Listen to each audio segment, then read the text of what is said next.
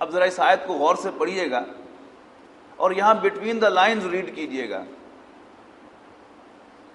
کہ مسلمانوں سے غلطی ہوئی ہے،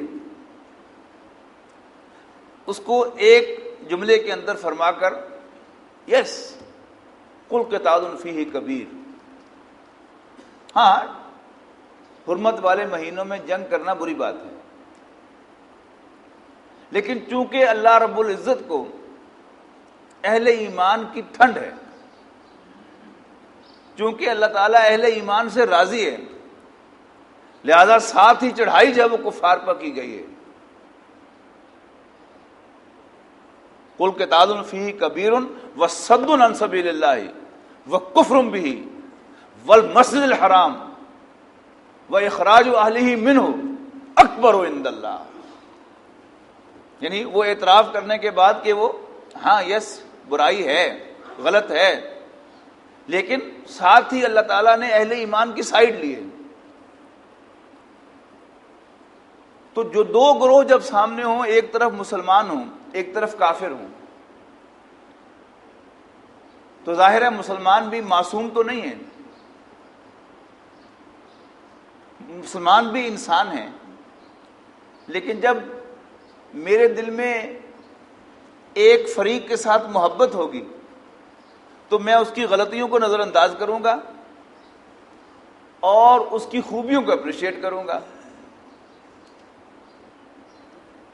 اور کافر کی بھی جو بھی خوبی ہے اس کا اعتراف تو کروں گا، لیکن ساتھ ہی اس کی برائیوں کو بھی ہائی لائٹ کروں گا۔ جب میرے سامنے اگر واقعی میرے دل میں ایمان ہے تو میرے سامنے اہل ایمان آئیں گے تو میں ان کے سامنے مٹ جاؤں گا، اور میرے سامنے کافر آئیں گے تو میرے اندر جو غصہ ہے کفار کے لیے اس کا اظہار لازماً ہوگا۔ تو اہل ایمان کا یہاں وصف بیان کیا گیا ہے کہ اشداء علی الکفار، کہ یہ کافروں پر بڑے سخت ہیں، رحماء بینہم، آپس میں بڑے رحم دل ہیں۔ البتہ یہ بات ذہن میں رہنی چاہیے کہ مسلمان یہ اہل ایمان ہیں کون؟ مومن نام ہے حضرت محمد صلی اللہ علیہ وسلم کو اللہ کا رسول ماننے والے کا، کوئی کتنا ہی بڑا موحد کیوں نہ ہو، وہ آخرت کا کتنا ہی ماننے والا کیوں نہ ہو، فرشتوں کا، کتابوں کا، باس بعد الموت کا، تقدیر کا، سب باتوں کا ماننے والا ہو، لیکن اگر وہ حضرت محمد صلی اللہ علیہ وسلم کے رسول ہونے کا انکار کر دیتا ہے تو اس کی ساری باتیں جن کو وہ مانتا ہے وہ صفر سے ضرب کھا کر صفر ہو جاتی ہیں اور وہ کافر ہی رہتا ہے۔ تو وہ سب لوگ کہ جو حضرت محمد صلی اللہ علیہ وسلم کے ماننے والے ہیں، یا آج کے اس ماحول میں میں خاص طور پر کہہ رہا ہوں کہ مغرب میں ایک کوشش ہے کہ یہود و نصارہ کو کافر نہ کہا جائے، اور بہت سے مسلمان اس چکر میں آ چکے ہیں کہ وہ تو اللہ کو مانتے ہیں، آخرت کو مانتے ہیں، بہت سے رسولوں کو مانتے ہیں، صرف ایک پیغمبری کو نہیں نہ مانتے، تو ان کے لیے کوئی نرم گوشہ ہونا چاہیے، اور اس کے لیے مسلمانوں کو متوجہ کیا گیا ہے کہ دیکھو قرآن مجید میں بھی وہ اہل کتاب کہلاتے ہیں، اہل کتاب ہیں لیکن کفار بھی ہیں، تو ان کے لیے ہمارے دل میں نرم گوشہ نہیں ہو سکتا۔ نرم گوشہ کس کے لیے ہے؟ وہ صرف صاحب ایمان کے لیے۔ تو محمد الرسول اللہ کے ساتھ جو ہیں اہل ایمان، ان کے دلوں میں نرم گوشہ ہے اپنے بھائی مسلمانوں کے لیے، اور ان کے دلوں میں سختی ہے کفار کے لیے۔ اللہ تعالیٰ کے ساتھ ان کا تعلق کیا ہے؟ تراہم رکعا سجدا، کہ تم انہیں دیکھتے ہو رکوع و سجود کرتے ہوئے، یعنی اللہ کے سامنے جھکتے ہوئے، اللہ تعالیٰ کے ساتھ تعبدی تعلق کو استوار کرتے ہوئے۔ اس کی خاص طور پر ضرورت ہے کہ جب انسان پر اللہ کے دین کو قائم کرنے کی دھن سوار ہوتی ہے، جو مطلوب ہے،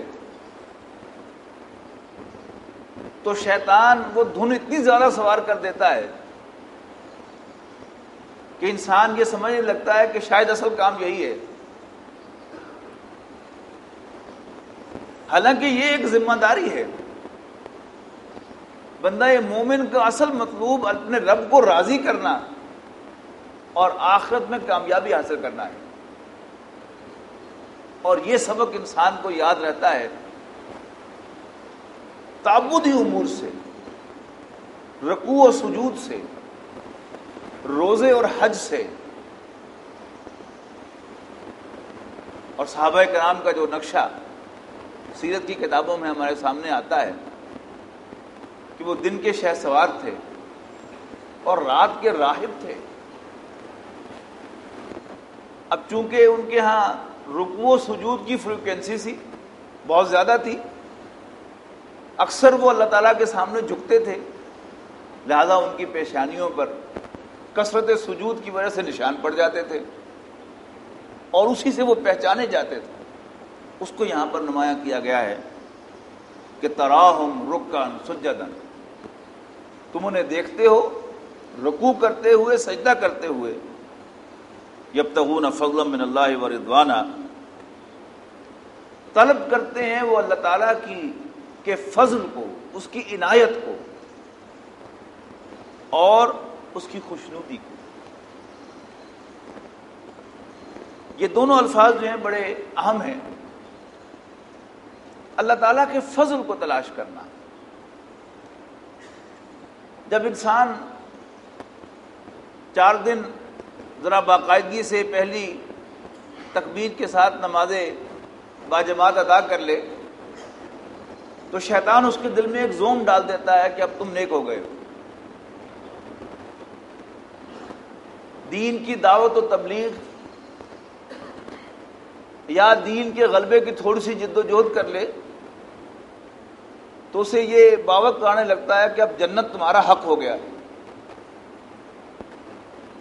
حالانکہ ہمارے دین کی روح سے جنت کسی کا حق نہیں ہے، جنت اللہ تعالیٰ کی عنایت ہے، وہ اللہ تعالیٰ کی مہربانی سے ملے گی۔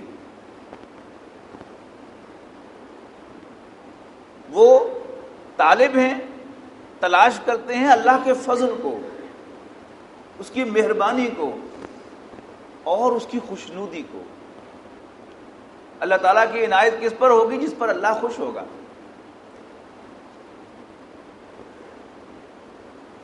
سورہ فاتحہ کو بھی اگر آپ غور سے پڑھیں تو اس میں جو ٹارگٹ بتایا گیا ہے وہ کیا ہے؟ اللہ تعالیٰ کو راضی کرنا کہ یا اللہ ہمیں وہ راستہ بتا کہ جو سیدھا ہے۔ سیدھا کدھر جاتا ہے؟ تیرے انعام یافتہ لوگوں کا راستہ، یعنی تیری خوشنودی کی طرف جاتا ہے، ان لوگوں کا راستہ جن سے تو خوش ہوتا ہے۔ یعنی اللہ تعالیٰ کے ساتھ ذاتی تعلق، عملی تعلق نہیں۔ وقت نہیں ہے، ذرا اشارہ کر رہا ہوں کہ ایک ہے 2 اور 2 4 کہ بس یہ عمل کیا، یہ عمل کیا، یہ عمل کیا، سیدھا جنت میں چلا گیا۔ نہیں، میں یہ عمل کر رہا ہوں تجھے راضی کرنے کے لیے، تاکہ تو راضی ہو جائے۔ تو راضی ہو جائے گا تو مجھے انعام ملے گا، اور وہ انعام کیا ہے؟ وہ جنت ہے۔